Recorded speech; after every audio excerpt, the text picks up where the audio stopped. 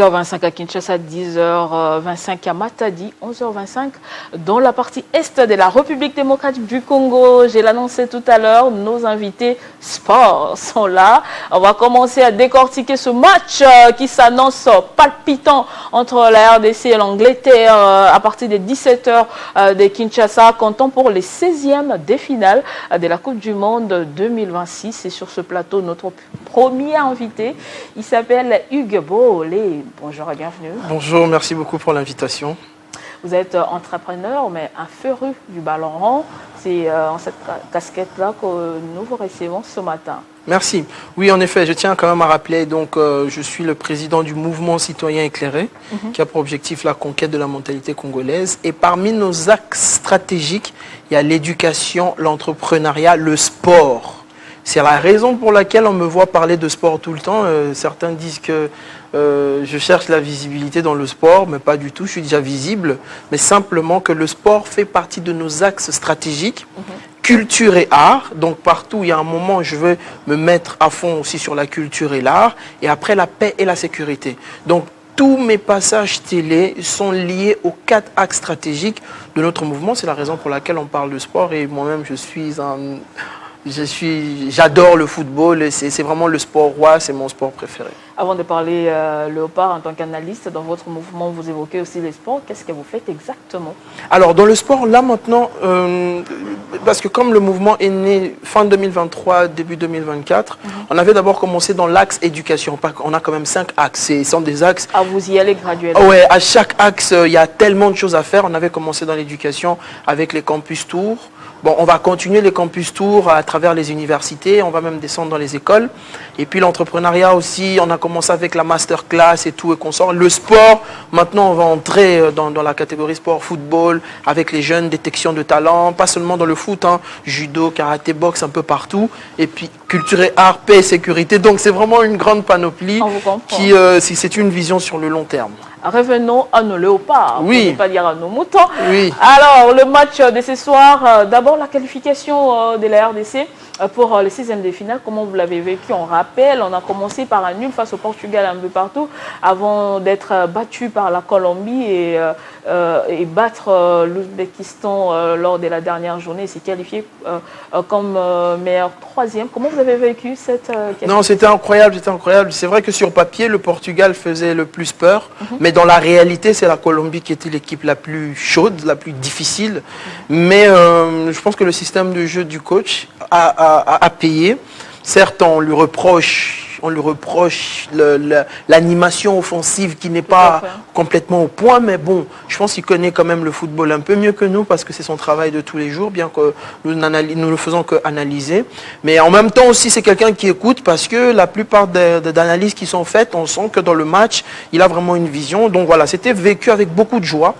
Le but d'ailleurs, il ne faut pas oublier à toutes les personnes qui nous regardent, le but c'était de ne pas se faire humilier à la Coupe du Monde. On partait pour se dire, bon, on joue les 3 matchs et puis on revient. Mais là, on a fait plus que ce qui avait été attendu. Je pense que nos léopards, ils ont réussi complètement leur mission. Là, la mission est complètement réussie. À partir de maintenant, 16e, 8e quart, demi ou finale, ça ne sera que des cerises sur le gâteau. Et donc voilà, ça a été vécu avec une grande joie, une grande fierté. Et on sent que même dans l'ensemble du pays, tout le monde se sent congolais.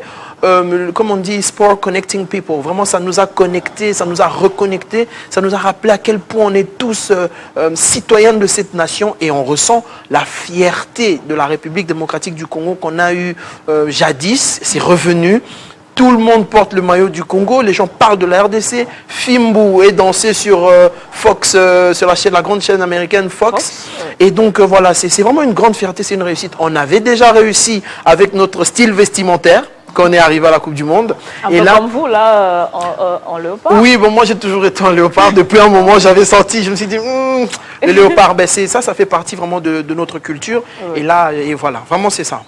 Alors, vous avez évoqué l'animation offensive. Pour vous, c'est un problème d'hommes, de joueurs, ou bien c'est un problème du système tactique des Dessab? Je pense que c'est un problème. Bon, aujourd'hui, avec un peu de recul, je ne pense pas que ce soit un problème. C'est une stratégie.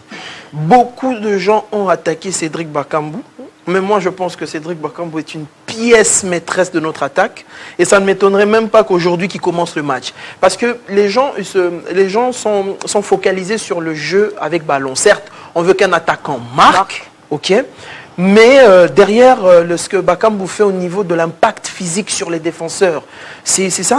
Regardez Bakambu, il court, il fatigue les défenseurs. Et ça facilite la tâche maintenant. Moi, j'aimerais bien que le match soit plié. Ah ben c'est vrai, hein, sans pour autant vous couper la parole, oui. C'est vrai qu'on était, qualifiés. Dans un premier temps, c'était pour participer d'abord. On a pris goût quand on a titillé l'équipe du Portugal avec Cristiano Ronaldo sur le terrain. On a dit, ben, on peut faire plus.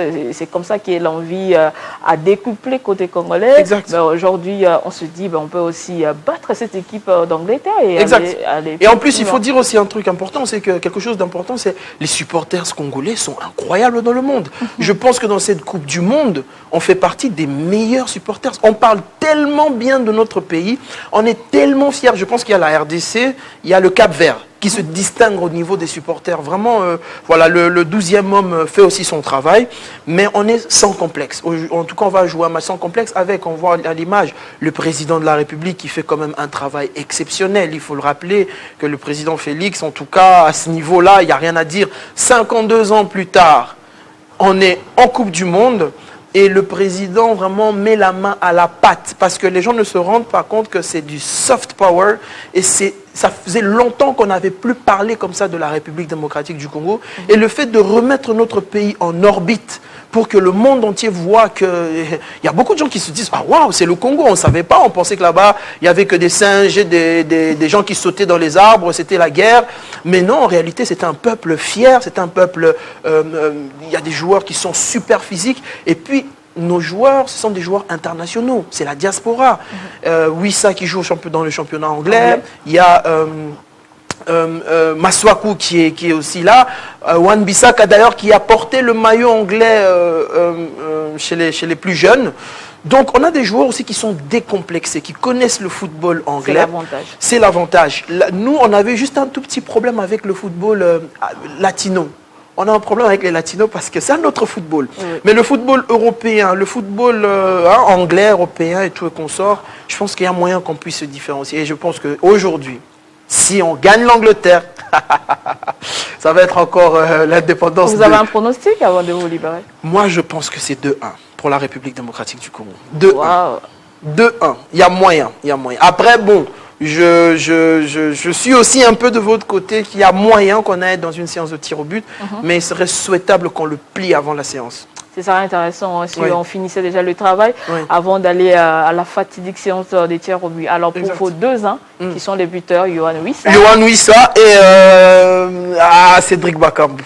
Qu'est-ce que ça vous fait que Yohan Wissa, un Congolais, soit compté parmi les meilleurs buteurs lors de cette Coupe du Monde, bien sûr, après la première étape de la phase de coupe? Fierté. Moi, j'ai toujours été fier d'être Congolais, comme la plupart d'entre nous, et je connais notre valeur intrinsèque. C'est juste que le monde découvre la moitié du tiers du quart de ce qu'on est. Vous comprenez là où on est. Il découvre une toute petite partie. Donc c'est une fierté de voir. Parce que quand on compare avec des joueurs qu'on aime beaucoup, tels que Samuel Eto'o, donc toutes ces participations de Coupe du Monde, si je ne me trompe pas, il n'a marqué que 3 buts.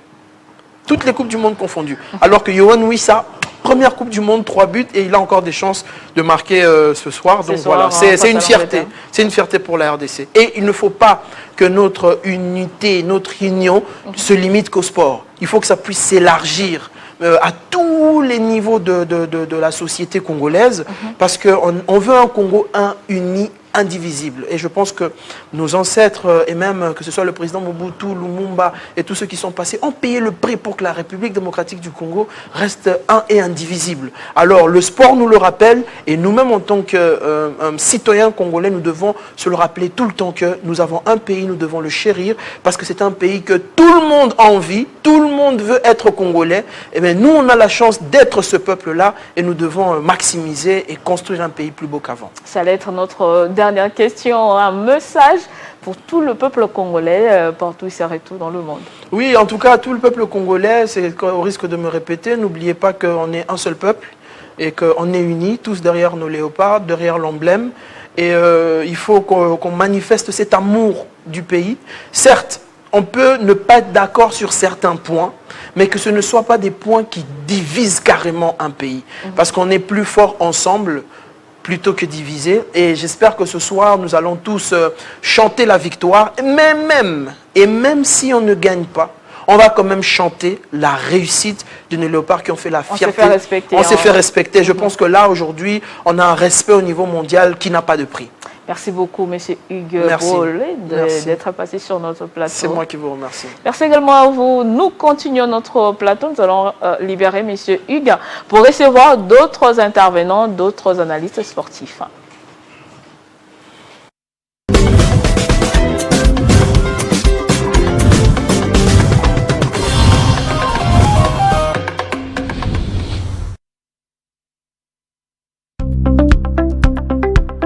24 heures sur 24, Télé 50 vous fait suivre l'évolution